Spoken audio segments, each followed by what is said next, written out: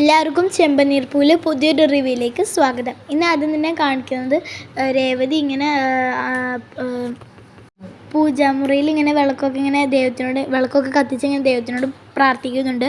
നമ്മുടെ രേവതി പുതിയൊരു രേവതിയാണ്. രേവതി മാറിയിട്ടുണ്ട്. അപ്പോൾ രേവതി ഇങ്ങനെ തൊഴുതിങ്ങനെ പറയുന്നുണ്ട്, അമ്മേ നല്ലൊരു ദിവസമാക്കണേന്ന്, ആർക്കും ഒരു ആപത്തും വരത്തില്ലെന്ന് ഇങ്ങനെ രേവതി പറയുന്നുണ്ട്. പിന്നെ രേവതി ഇങ്ങനെ മുറ്റത്ത് കോലമൊക്കെ ഇങ്ങനെ ഇടുന്നുണ്ട്. പിന്നെ രേവതി അടുക്കളയിൽ ചെന്ന് ചായ ഉണ്ടാക്കി എല്ലാവർക്കും ഗ്ലാസ്സിൽ ഒഴിക്കുന്ന സമയത്ത് അച്ഛൻ വിളിക്കുന്നുണ്ട്. മോളെ രേവതിയെന്ന് ഇങ്ങനെ വിളിക്കുന്നുണ്ട്. ആ സമയത്ത് രേവതി ചെന്ന് ദേ വരുന്ന അച്ഛ എന്ന് പറഞ്ഞ് അച്ഛന് ചായ കൊടുക്കുന്ന ഒരു ഭാഗമാണ് കാണിക്കുന്നത്. അപ്പോൾ അച്ഛൻ ചോദിക്കുന്നുണ്ട് രേവതിയോട്, സച്ചി ഇതുവരെ എണീറ്റില്ലേ മോളെ? അപ്പോൾ രേവതി പറയുന്നുണ്ട്, അയ്യോ ഇല്ല അച്ഛാന്ന് പറഞ്ഞ ശേഷം രേവതി ഇങ്ങനെ ഞെട്ടിക്കൊണ്ട് പറയുന്നുണ്ട്, അയ്യോ എന്നോട് രാവിലെ വിളിക്കാൻ പറഞ്ഞു, ഞാൻ പോയി വിളിച്ചിട്ട് വരാമെന്ന് പറഞ്ഞ് രേവതി സച്ചിയെ വിളിക്കാൻ പോകുന്നുണ്ട്. പിന്നെ കാണിക്കുന്നത് ഉറങ്ങുന്ന ഒരു സച്ചിയാണ് കാണിക്കുന്നത്. അപ്പോൾ രേവതി ഇങ്ങനെ സച്ചിയേട്ടെന്ന് വിളിക്കുന്ന സമയത്ത് സച്ചി ഇങ്ങനെ ചിരിക്കുന്നുണ്ട് ഉറക്കത്തിൽ തന്നെ. അപ്പോൾ രേവതി മനസ്സിൽ പറയുന്നുണ്ട്, ഏതോ നല്ല സ്വപ്നത്തിലായിരുന്നു, ഇപ്പം തന്നെ വിളിച്ച് ഉണർത്തണോ? അയ്യോ വിളിച്ചില്ലെങ്കിലും പ്രശ്നമാണ്, ട്രിപ്പ് പോയില്ലേ, ഇപ്പം തന്നെ ലേറ്റ് ആയെന്നൊക്കെ പറഞ്ഞ് കുറേ വട്ടം സച്ചിയേട്ടെന്ന് പറഞ്ഞാൽ സച്ചിയെ വിളിക്കുന്നുണ്ട്. അപ്പോഴും സച്ചി ഇങ്ങനെ എണീക്കാതെ നിൽക്കുന്നുണ്ട്.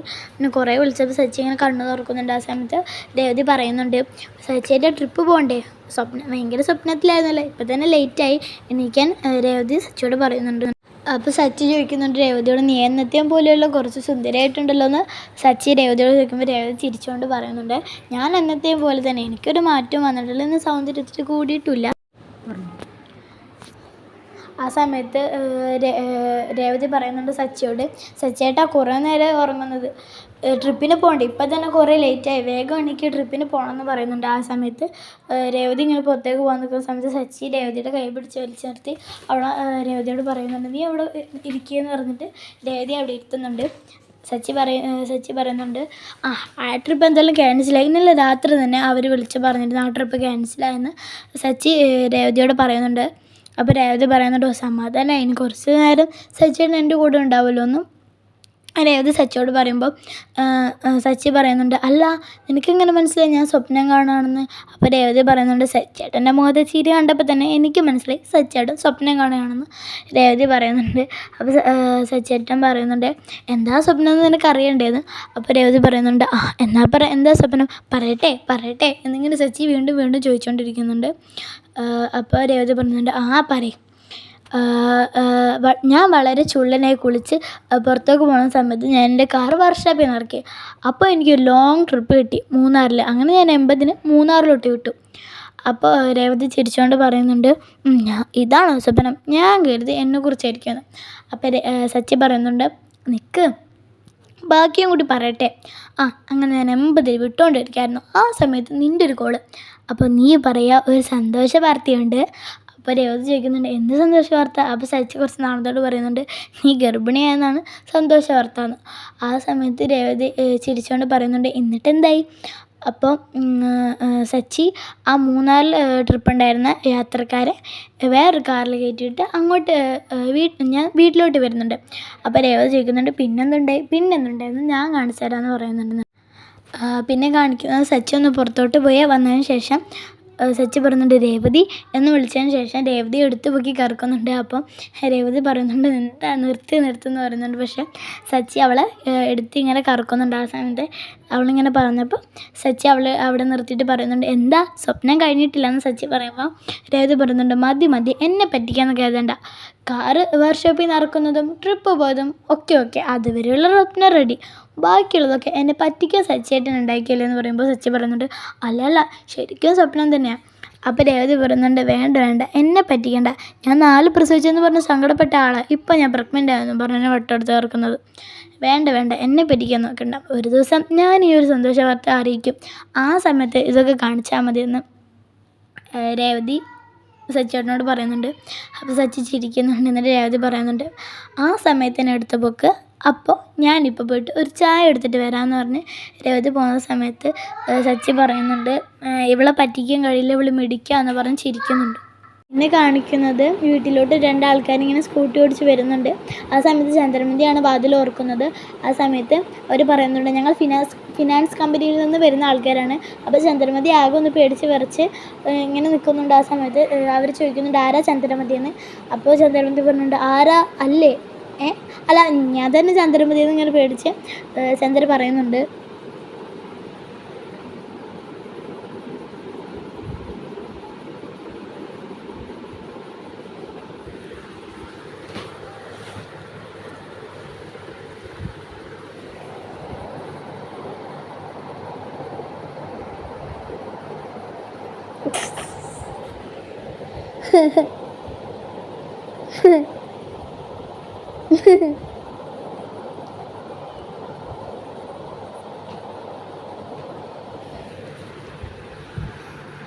ആ സമയത്ത് ചന്ദ്രമതി ചോദിക്കുന്നുണ്ട്, നിങ്ങളിപ്പോൾ എന്തിനാണ് വന്നത് എന്നിങ്ങനെ ചന്ദ്രമതി ചോദിക്കുന്ന സമയത്ത് അവർ പറയുന്നുണ്ട്, ബോസ് എപ്പോഴും പറയാറുണ്ട്, ഞങ്ങളുടെ കസ്റ്റമറാണ് ഞങ്ങളുടെ ദൈവം, നിങ്ങളല്ല കസ്റ്റമർ, അപ്പോൾ ഞങ്ങൾ നിന്നെ തൊഴാൻ വന്നതെന്ന് അവരിങ്ങനെ പറയുന്ന സമയത്ത് ചന്ദ്രമതി വനദേവതയെ പോലെ ഇങ്ങനെ കൈ ഇങ്ങനെ പിടിച്ചിട്ട് ഇങ്ങനെ ചന്ദ്രമതി നിന്നിട്ട് പറയുന്നുണ്ട്, എന്നാൽ തൊഴുതോളൂ.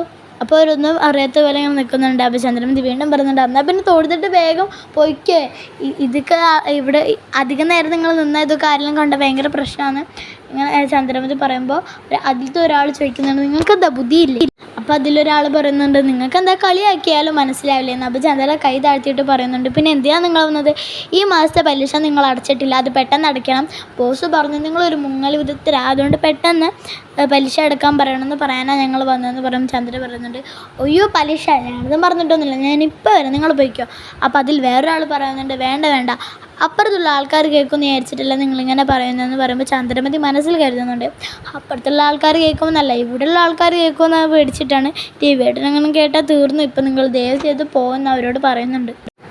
ഞാൻ എന്തായാലും പുറകിൽ വരാം, നിങ്ങൾ പ്ലീസ് എന്നിങ്ങനെ പറയുമ്പോൾ അവർ പറയുന്നുണ്ട്, എന്നാൽ ശരി പുറകിൽ കൂടെ വരണമെന്ന് പറയുന്നുണ്ട്. അപ്പോൾ അതിലൊരാൾ പറയുന്നുണ്ട്, ഒരു മിനിറ്റ്, വല്ലാത്ത ദാഹം, ഒരു ഗ്ലാസ് വെള്ളം തരുമെന്ന് അയാൾ ചോദിക്കുന്ന സമയത്ത് ചന്ദ്രമതി പറയുന്നുണ്ട്, വെള്ളം അതൊക്കെ നിങ്ങൾ പോകുന്ന സമയത്ത് കുടിച്ചാൽ മതി എന്നിങ്ങനെ ആകെ ധൃതിയിൽ ചന്ദ്രമതി പറയുമ്പോൾ അതിലൊരാൾ പറയുന്നുണ്ട്, എന്താ നിങ്ങളിങ്ങനെ, ഞങ്ങളുടെ കമ്പനി നിങ്ങൾക്ക് 18 ലക്ഷം രൂപ കടം തന്നില്ലേ, അപ്പോൾ അതിൻ്റെ ഒരു സ്നേഹമെങ്കിലും കാണിക്കണ്ടേ, കഷ്ടം എന്ന് അയാൾ പറയുമ്പോൾ ചന്ദ്രമതി പറയുന്നുണ്ട്, ഓ ശരി ഒന്ന് പതുക്കെ പറ, നിങ്ങൾ പോയി വെള്ളം എടുത്തിട്ട് വാ, ഞാനിവിടെ നിൽക്കാമെന്ന് പറയുന്നുണ്ട്. അപ്പോൾ അവർ രണ്ടുപേരും തമ്മിൽ നോക്കും, നിങ്ങൾ എന്താ ഇങ്ങനെ? അപ്പോൾ ചന്ദ്രമതി പറയുന്നുണ്ട്, അയ്യോ നിങ്ങളിവിടെ നിൽക്കുക, ഞാൻ പോയി വെള്ളം എടുത്തുകൊണ്ട് വരാമെന്ന് പറയുന്നുണ്ട്. ആ സമയത്താണ് അച്ഛൻ വരുന്നത്. ആ സമയത്ത് ചന്ദ്രമതി ചോദിക്കുന്നുണ്ട്, അല്ല നിങ്ങളും ഇങ്ങോട്ട് പോകുന്നത്? അല്ല പുറത്താരാ വന്നിട്ടുണ്ടല്ലോ എന്ന് അച്ഛൻ പറയുമ്പോൾ ചന്ദ്രമതി പറയുന്നുണ്ട്, പുറത്താരും ഇല്ല, അവർ വാടക വീട് അന്വേഷിച്ച് വന്നവരാ, അവരൊന്നും നിങ്ങളെ മൈൻഡ് ചെയ്യണ്ട, നിങ്ങൾ പോയിക്കോന്ന് ചന്ദ്രമതി രവിയോട് പറയുന്നുണ്ട്. പക്ഷേ രവി കേൾക്കാതെ അങ്ങോട്ട് തന്നെ പോകാൻ നിൽക്കുന്ന സമയത്ത് ചന്ദ്രമതി പറയുന്നുണ്ട്, അവരെന്നോട് ഇത്തിരി വെള്ളം ചോദിച്ചാൽ ഞാൻ വെള്ളം എടുത്തിട്ട് വരാം, അവരോടൊന്നും സംസാരിക്കാൻ പോകണം, ഇവിടെ ഇരിക്കാൻ പറയുന്നുണ്ട്. ആ സമയത്ത് രവി പറയുന്നുണ്ട് അവരോട്, നിങ്ങളിങ്ങോട്ട് ഇപ്പോൾ വെള്ളം കൊണ്ടുവരും, അകത്തോട്ട് കയറിയിരിക്കാൻ പറയുമ്പോൾ അവർ രണ്ടുപേരും അകത്ത് കയറി ഇരിക്കുന്നുണ്ട്. ആ സമയത്ത് നിങ്ങളുടെ വീട് എവിടെയാണ്, നിങ്ങൾക്ക് എന്തിനാണ് വാടക വീടെന്നൊക്കെ ഇങ്ങനെ കുറേ നേരം രവി ഇങ്ങനെ അവരോട് ചോദിക്കുന്ന സമയത്ത് അവർ പറയുന്നുണ്ട്, ഞങ്ങളെ വീട് അവിടെ അടുത്താണ്, പിന്നെ നിങ്ങൾക്ക് എന്തിനാ 2 വാടക വീട്, അല്ല അടുത്തുള്ളവർക്ക് എന്തിനാ പിന്നെ 2 വീട്, അല്ല അതൊക്കെ എന്തിനാന്നിങ്ങനെ വട്ടായവരെ പോലെ ഇങ്ങനെ രവി അവരോട് ഇങ്ങനെ ചോദിച്ചുകൊണ്ടിരിക്കുന്നുണ്ട്.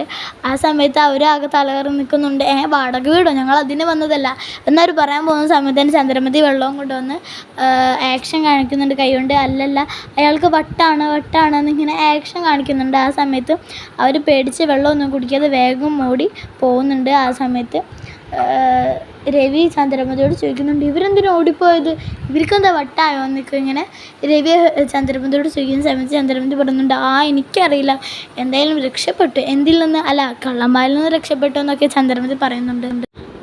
പിന്നെ ചന്ദ്രമതി പെട്ടെന്ന് റൂമിൽ കയറി വാതിലടച്ചിട്ട് പറയുന്നുണ്ട്, രവിയേട്ടൻ്റെ വട്ടാണെന്ന് കാണിച്ചുകൊണ്ട് അവർ പോയി, പെട്ടെന്ന് തന്നെ ഫിനാൻസ് അടക്കണമെന്ന് പറഞ്ഞ് ചന്ദ്രമതി പൈസ എടുത്ത് പെട്ടെന്ന് ഫിനാൻസ് അടയ്ക്കാൻ പോകുന്നുണ്ട്. പിന്നെ കാണിക്കുന്നത് രേവതിയാണ്. രേവതി ഇങ്ങനെ കണ്ണാടിയിൽ നോക്കി ഒരുങ്ങുന്ന സമയത്ത് സച്ചി ചോദിക്കുന്നുണ്ട്, രേവതി എന്താ പെട്ടെന്നൊരു ഒരുക്കാമെന്ന് ചോദിക്കുമ്പോൾ രേവതി പറയുന്നുണ്ട്, അതൊക്കെയുണ്ട്, എനിക്കൊരു സ്ഥലത്ത് പോകാനുണ്ട് എന്നൊക്കെ ഇങ്ങനെ പറയുമ്പോൾ എങ്ങോട്ടാണെന്ന് ചോദിക്കുമ്പോൾ രേവതി പറയുന്നുണ്ട്, അതൊക്കെ പിന്നെ പറയാമല്ലോ എന്ന് പറയുന്ന സമയത്ത് സച്ചി ശരിയെന്നൊക്കെ പറഞ്ഞ് സച്ചി പൈസ എണ്ണിക്കൊണ്ടിരിക്കുകയാണ്. ആ സമയത്ത് രേവതി പറയുന്നുണ്ട്, കാറിൻ്റെ ഡ്യൂ അടക്കാൻ വേണ്ടി പോവുകയാണല്ലേ. അപ്പോൾ സച്ചി ചോദിക്കുന്നുണ്ട്, അതെങ്ങനെ നിനക്ക് മനസ്സിലായി, അല്ല എണ്ണിയ കാശ് വീണ്ടും വീണ്ടും എണ്ണുമ്പോൾ മനസ്സിലാവുമല്ലോ എന്ന് പറഞ്ഞു. ആ സമയത്ത് സച്ചി ചോദിക്കുന്നുണ്ട്, നീ എന്നെ മുഴുവനായി പഠിച്ചു വെച്ചിരിക്കുകയല്ലെന്ന്. അപ്പോൾ രേവതി പറയുന്നുണ്ട്, പഠിക്കാൻ നിങ്ങളെന്താ സയൻസ് പുസ്തകമോ എന്ന് രേവതി ഇങ്ങനെ ചോദിക്കുന്ന സമയത്ത് സച്ചി പറയുന്നുണ്ട്, എല്ലാ മനുഷ്യരും ഓരോരോ പുസ്തകങ്ങളാണ്, അവരെക്കുറിച്ച് അറിയുന്നത് പഠിക്കുന്നത് പോലെ തന്നെയല്ലേ എന്ന്. അപ്പോൾ രേവതി പറയുന്നുണ്ട്, അതും ശരിയാണ്. അപ്പോൾ സച്ചി പറയുന്നുണ്ട്, ഞാനൊരു പുതിയ തത്വം കണ്ടുപിടിച്ചല്ലേ എന്ന് പറയുമ്പോൾ രേവതി പറയുന്നുണ്ട്, ഒരു തത്വജ്ഞാനം വന്നിരിക്കുന്നു എന്ന് പറഞ്ഞ് സച്ചിയുടെ പേഴ്സ് എടുത്തിട്ട് രേവതി പറയുന്നുണ്ട്, വാ പോവാം. അപ്പോൾ സച്ചി ചോദിക്കുന്നുണ്ട്, എങ്ങോട്ട് പോവാമെന്ന്. അല്ല, എനിക്കൊരു സ്ഥലത്ത് പോകാനുണ്ടെന്ന് പറയുമ്പോൾ സച്ചി പറയുന്നുണ്ട്, എങ്ങോട്ട്? ഞാൻ കാറിൻ്റെ ഫിനാൻസ് അടയ്ക്കാൻ വേണ്ടി പോവാം, നീ എന്തിനാ അങ്ങോട്ട് വരുന്നത്? ആ സമയത്ത് രേവതി പറയുന്നുണ്ട്, അയ്യോ ഞാൻ അങ്ങോട്ടൊന്നുമില്ല, ഒരു വട്ടം പോയതിൻ്റെ ക്ഷണം ഇപ്പോഴും മാറിയിട്ടില്ല എന്ന് പറയുമ്പോൾ സച്ചി ചിരിക്കുന്നുണ്ട്. അങ്ങനെ രേവതി പറയുന്നുണ്ട്, ഞാൻ ഫിനാൻസിൻ്റെ അവിടേക്കൊന്നല്ല വരുന്നത്, എനിക്ക് എൻ്റെ അമ്മയെ ഒന്ന് കാണണം. അപ്പോൾ സച്ചി ചോദിക്കുന്നുണ്ട്, എന്തിനാ ഇപ്പം അമ്മയെ കാണുന്നത്? അപ്പോൾ രേവതി പറയുന്നുണ്ട്, അത് അന്ന് അമ്മ ഇവിടെ വന്നതിന് ശേഷം ഭയങ്കര സങ്കടപ്പെട്ടാണ് പോയത്, അപ്പോൾ അതിന് വേണ്ടിയിട്ടാണ്. പിന്നെ കാണിക്കുന്നത് ചന്ദ്രമതിയാണ്. അപ്പോൾ ചന്ദ്രമതി ബാഗൊക്കെ എടുത്ത് എങ്ങോട്ടോ പോകുന്നുണ്ട്. ആ സമയത്ത് രവി പറയുന്നുണ്ട്, ഏയ് നിൽക്ക് നീ എങ്ങോട്ടാണ് പോകുന്നത്? നിൽക്ക് നീ എവിടെ പോകുന്നു, എന്തിനു പോകുന്നു, എപ്പോൾ വരുന്നു എന്നൊക്കെ പറഞ്ഞിട്ട് നീ പോയാൽ മതിയെന്ന് രവി ചന്ദ്രമതിയോട് പറയുന്നുണ്ട്. അപ്പോൾ ചന്ദ്രമതി പറയുന്നുണ്ട്, അത് പിന്നെ പെട്ടെന്ന് ബാമയ്ക്ക് എങ്ങോട്ടോ പോകണം, അപ്പോൾ അവൾക്ക് ഒറ്റയ്ക്ക് പോകാൻ മടി, അതുകൊണ്ട് ഞാനും കൂടെ പോകുന്നുണ്ടെന്ന് പതറിക്കൊണ്ട് ചന്ദ്രമതി രവിയോട് പറയുന്നുണ്ട്. അപ്പോൾ രവി പറയുന്നുണ്ട്, പോയിക്കോ, നീ ഇവിടുന്ന് പോകുമ്പോഴെങ്കിലും രേവതി മോൾക്ക് കുറച്ചും കൂടി സമാധാനം കിട്ടുമല്ലോ എന്ന് പറയുമ്പോൾ ചന്ദ്രമതി പറയുന്നുണ്ട്, ഇതിനുള്ള മറുപടി ഞാൻ വന്നിട്ട് തരാം, ഇപ്പോൾ എനിക്ക് തീരെ സമയമില്ല എന്ന് പറഞ്ഞ് ചന്ദ്രമതി പോകുന്നുണ്ട്. പിന്നെ കാണുന്നത് രേവതിയും സച്ചിയാണ് കാണിക്കുന്നത്. രേവതി സച്ചിൻ പുറത്തേക്ക് ഇറങ്ങുന്നുണ്ട്. ആ സമയത്ത് അച്ഛൻ ചോദിക്കുന്നുണ്ട്, നിങ്ങളിങ്ങോട്ടാണ് പോകുന്നത്? അപ്പോൾ സച്ചി പറയുന്നുണ്ട്, അച്ഛൻ ഞാൻ കാറിന് ഫിനാൻസ് അടയ്ക്കാനാണ് പോകുന്നത്. അപ്പോൾ അച്ഛൻ ചോദിക്കുന്നുണ്ട്, രേവതി മോളും കൂടെ ഉണ്ടല്ലോ? അപ്പോൾ രേവതി പറയുന്നുണ്ട്, ഇല്ല അച്ഛൻ, ഞാൻ അമ്മയൊന്ന് കാണാനാണ് പോകുന്നത്. അപ്പോൾ രേവതി പറയുന്നുണ്ട്, അല്ലെങ്കിലും ഞാനൊന്ന് ലക്ഷ്മിയെ വിളിക്കണം എന്ന് വിചാരിച്ചിട്ട് അന്നത്തെ സംഭവം എല്ലാവരെയും വളരെയധികം വിഷമിപ്പിച്ചല്ലോ എന്ന് പറയുന്നുണ്ട്. അപ്പോൾ രേവതി പറയുന്നുണ്ട്, അമ്മയ്ക്കത് ഭയങ്കര വിഷമമായി, അപ്പോൾ ഞാനൊന്ന് അമ്മയെ കണ്ട് സംസാരിച്ചാലോ എന്ന് കരുതി അച്ഛാ പോകുന്നത്. അപ്പോൾ രേവതി പറയുന്നുണ്ട്, അതെന്തായാലും നന്നേ, മോള് ഒരു ദിവസം അമ്മയുടെ കൂടെ ശാന്തമായി നിന്നിട്ടൊക്കെ വന്നാൽ മതിയെന്ന്. അപ്പോൾ സച്ചി പറയുന്നുണ്ട്, അല്ല അച്ഛാ, ഇന്ന് അമ്മ മൗനവ്രതത്തിലാണോ? അപ്പോൾ രവി ചിരിച്ചുകൊണ്ട് പറയുന്നുണ്ട്, അല്ലടാ, ചന്ദ്ര ഇവിടെയില്ല, ബാമയെ എങ്ങോട്ടോ കൊണ്ടുപോകണമെന്ന് എന്തൊക്കെ പറഞ്ഞിട്ട് പോയിരിക്കുക എന്ന് പറയുന്നുണ്ട്. അപ്പോൾ സച്ചി പറയുന്നുണ്ട്, എന്തായാലും നന്നായെന്ന് പറഞ്ഞ് സച്ചി പറയുന്നുണ്ട്, എന്നാൽ ശരി അച്ഛാ, ഞാൻ പോകുന്നു. അപ്പോൾ രേവതിയും പറയുന്നുണ്ട്, ശരി അച്ഛാ. അപ്പോൾ അച്ഛൻ പറയുന്നുണ്ട്, എന്നാൽ ശരി മക്കളെ, നിങ്ങൾ പോയിട്ട് വാ. പിന്നെ കാണിക്കുന്നത് അവരുണ്ടായിരുന്നു കാറിൽ പോകുന്ന സമയത്ത് ചന്ദ്രമതി ആരോടോ ഇങ്ങനെ സംസാരിക്കുന്ന പോലെ ഇങ്ങനെ നിൽക്കുന്നുണ്ട്. അപ്പോൾ ചന്ദ്രമതി അവരെ തന്നെ നോക്കുന്നുണ്ട്. അപ്പോൾ അവർ പറയുന്നുണ്ട്, അമ്മ പോയില്ലേ, കുറേ നേരമായാലോ നിൽക്കുന്നത്? അപ്പോൾ അമ്മ ഇങ്ങനെ ശരി, ഫോണിൽ വെറുതെ ഇങ്ങനെ ആക്ട് ചെയ്യുന്നുണ്ട്. ശരി, ഞാൻ ശരിക്കും പറഞ്ഞാൽ ഞാൻ ഇപ്പോൾ വരാം, എന്നാൽ ഞാൻ എന്താ വരുന്നുണ്ടെന്നൊക്കെ പറഞ്ഞ് ചന്ദ്രമതി അങ്ങോട്ട് നടക്കുന്നുണ്ട്. അപ്പോൾ രേവതി പറയുന്നുണ്ട്, നമുക്ക് അമ്മയും കൂടി കാറിൽ കയറ്റിയാലോ? അപ്പോൾ സച്ചി പറയുന്നുണ്ട്, വഴി കൂടെ പോകുന്നവരൊക്കെ ഇതിൽ പിടിച്ച് കയറി, ഇത് ബസ്സല്ല, ഇതെൻ്റെ കാറാണ് എന്ന് സച്ചി ദേഷ്യപ്പെട്ട് പറയുന്നുണ്ട്. അപ്പോൾ രേവതി പറയുന്നുണ്ട്, എന്നാൽ ശരി കയറ്റണ്ട എന്ന് പറയുന്നുണ്ട്. അതിനുശേഷം പിന്നെ കാണിക്കുന്നത് ശരത്തിനെയാണ്. ആ സമയത്ത് ഇങ്ങനെ ശരത്ത് ബൈക്കിലിരിക്കുന്നുണ്ട്. പിന്നെ വേറെ ആരെയോ കാണിക്കുന്നുണ്ട്, ശരത്തിൻ്റെ കൂട്ടുകാരനാണെന്ന് തോന്നുന്നു. ആ സമയത്ത് ഇങ്ങനെ ശരത്തിൻ്റെ കൂട്ടുകാരൻ അവനോട് പറയുന്നുണ്ട്, നിന്നെ കുറേ അപമാനിച്ചില്ലേ, നീ ആ കാശ് എടുത്തതെന്ന് പറഞ്ഞു അവർ നിന്നെ കുറേ അപമാനിച്ചു, അതിനുള്ള ഒരു തിരിച്ചടി നമ്മൾ അവർക്ക് കൊടുത്തേ പറ്റൂ എന്ന ആൾ ശരത്തിനോട് പറയുന്നുണ്ട്. അപ്പോൾ ശരത്ത് പറയുന്നുണ്ട്, എന്ത് മറുപടി കൊടുക്കാൻ, എൻ്റെ ചേച്ചി അവിടെ താമസിക്കുന്നുണ്ട്, ആ ഒരു ബോധത്തിലാണ് ഞാൻ അവരൊന്നും ചെയ്യാതെ നിൽക്കുന്നത്. അപ്പോൾ അവൻ്റെ കൂട്ടുകാരൻ പറയുന്നുണ്ട്, നിന്നെ അവർ കുറേ അപമാനിച്ചു, അവിടെ ഉണ്ടായിരുന്ന കാര്യങ്ങളെല്ലാം നീ എന്നോട് പറഞ്ഞപ്പോൾ തന്നെ ഞാൻ തീരുമാനിച്ചിട്ടുണ്ട് അവർക്ക് എന്ത് പണിയാണ് കൊടുക്കേണ്ടതെന്ന്. ശരത്ത് ചോദിക്കുന്നുണ്ട്, എന്ത് പണി കൊടുക്കാനാ? നീ എടുത്തെന്ന് പറഞ്ഞ കാശ് നിൻ്റെ കയ്യിൽ തന്നെ എത്തണം, നീ മോഷ്ടിച്ചെന്ന് പറഞ്ഞ കാശില്ലേടാ, അത് നിൻ്റെ കയ്യിൽ തന്നെ എത്തണം എന്ന് ശരത്തിൻ്റെ കൂട്ടുകാരൻ ശരത്തിനോട് പറയുമ്പോൾ ശരത്ത് ചോദിക്കുന്നുണ്ട്, അതെങ്ങനെ, നമ്മളെങ്ങനെയാണ് ആ കാശ് എൻ്റെ കയ്യിൽ തന്നെ എത്തിക്കുന്നത്? അത് പിന്നെ ആ കൂട്ടുകാരൻ അതൊക്കെ ഉണ്ടെന്ന് പറഞ്ഞ് ആ കൂട്ടുകാരൻ്റെ ബൈക്കിലിരുത്തി അവനെയും കൊണ്ട് എങ്ങോട്ടോ പോകുന്നുണ്ട്. പിന്നെ കാണിക്കുന്നത് രേവതിയും സച്ചിയാണ്. സച്ചി ഇങ്ങനെ കാറിലിരുന്ന് പാട്ട് പാടുന്നുണ്ട്. ആ സമയത്ത് രേവതി പെടുന്ന റേഡിയോ ഓണാക്കി വേറൊരു പാട്ട് വെക്കുന്നുണ്ട്. അപ്പോൾ സച്ചി ചോദിക്കുന്നുണ്ട്, ഞാൻ പാടിയ പാട്ട് കേൾക്കാതിരിക്കാനല്ലേ നീ റേഡിയോ ഓണാക്കിയത് എന്ന് പറയുമ്പോൾ രേവതി പറയുന്നുണ്ട്, അയ്യോ അല്ലല്ല, സച്ചേട്ടൻ്റെ സംസാരവും പാട്ടും ഒക്കെ എനിക്കിഷ്ടമാണ്, സച്ചേട്ടൻ വേണമെങ്കിൽ ഇനിയും പാടിക്കോ, ഞാൻ നിർത്തുന്നില്ല എന്ന് പറയുന്നുണ്ട്. അപ്പോൾ സച്ചി പറയുന്നുണ്ട്, വേണ്ട വേണ്ട വേണ്ട, നല്ലൊരു പാട്ടല്ലേ, നീ അത് നിർത്തണ്ടെന്ന് പറയുന്നുണ്ട്. പിന്നെ കാണിക്കുന്നത് ചന്ദ്രമതി ഓട്ടോറിക്ഷയിൽ ഇങ്ങനെ പോകുന്നൊരു ഭാഗമാണ്. പെട്ടെന്നാണ് ഓട്ടോറിക്ഷ നിൽക്കുന്നത്. ആ സമയത്ത് ഓട്ടോറിക്ഷക്കാരൻ ഗിയറൊക്കെ വലിക്കുന്നുണ്ടെങ്കിലും ഓട്ടോറിക്ഷ ഓടുന്നില്ല. ഓട്ടോറിക്ഷക്കാരൻ പതുക്കെ ഓട്ടോറിക്ഷയിൽ നിന്ന് ഇറങ്ങുന്ന നോക്കട്ടെ ചേച്ചിയെന്ന് പറഞ്ഞ് ഓട്ടോറിക്ഷയിൽ ഇറങ്ങുന്ന സമയത്താണ് ശരത്തിൻ്റെ കൂട്ടുകാരനും അതേ സമയം തന്നെ ബൈക്ക് നിർത്തി അവിടെ എത്തുന്നത്. ചന്ദ്രമതി ഇതൊന്നും കാണുന്നില്ല. ആ സമയത്ത് തന്നെ ഓട്ടോറിക്ഷക്കാരൻ അവിടെ നിന്ന് ഇറങ്ങിയ ശേഷം ഡൺ എന്നിങ്ങനെ കൈകൊണ്ട് മുദ്ര കാണിക്കുന്നുണ്ട്. ആ സമയത്ത് ശരത്തിൻ്റെ കൂട്ടുകാരനും മുന്നിലിരിക്കുന്നുണ്ട്. ആ കൂട്ടുകാരനും ഡൺ എന്നുള്ള മുദ്ര കാണിക്കും. അപ്പോൾ ഇത്രയേ ഉള്ളൂ ഇന്നത്തെ റിവ്യൂ. എല്ലാവർക്കും ഇഷ്ടപ്പെട്ടാൽ ലൈക്ക് ചെയ്യുക, സബ്സ്ക്രൈബ് ചെയ്യുക. Thank you.